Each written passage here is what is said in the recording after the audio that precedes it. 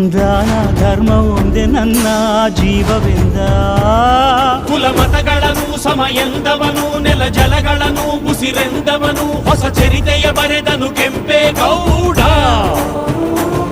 ರಣ ಕಲಿಯುವನು, ರಣ ಹುಲಿಯುವನು, ರಣ ಪಡೆಗಳಿಗೆ ಅಧಿಪತಿಯವನು, ಯುಗ ಧರ್ಮೋದ್ಧಾರಕ ಕೆಂಪೇಗೌಡ.